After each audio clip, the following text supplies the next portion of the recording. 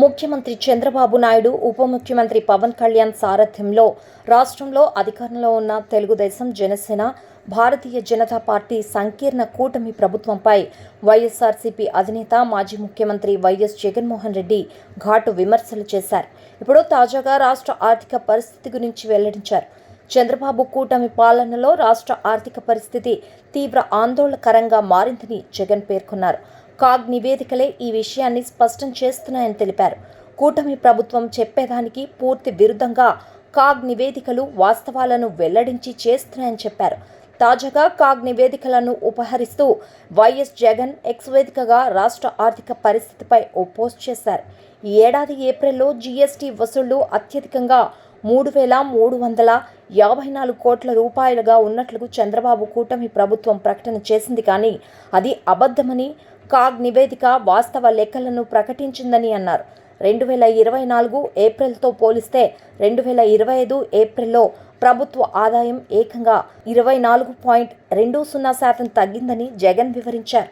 ఈ వాస్తవాలను కాగ్ నివేదిక బయట పెట్టగానే ప్రభుత్వం కుట్రపూరితంగా వ్యవహరించిందని ధ్వజమెత్తారు.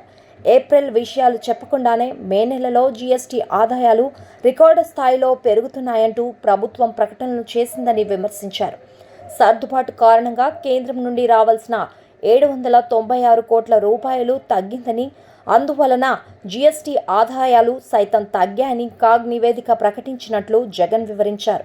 నిజానికి సర్దుబాట్లు లెక్కించిన తర్వాతే నికర జీఎస్టీని లెక్క కడతారని, జీఎస్టీ ఆదాయాల గురించి కాగ్ నిజాలను వెలుగులోకి తేగానే దాన్ని కప్పిపుచ్చుకునేందుకు ప్రభుత్వం ఇలాంటి ప్రకటనలు చేస్తోందని చెప్పారు.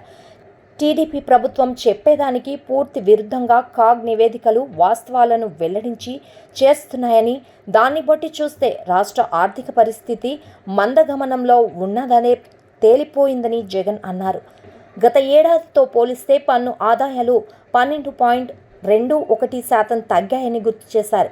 పన్నేతర ఆదాయాలు 22.01% తగ్గాయని, ఇది రాష్ట్ర ఆర్థిక పరిస్థితిపై మరింత ఆందోళన కలిగించే అంశమని వైఎస్ జగన్ తన ఎక్స్ ఖాతాలో ట్వీట్ చేశారు. దీనికి సంబంధించిన అధికారిక డాక్యుమెంట్లను ఇందులో పోస్ట్ చేశారు.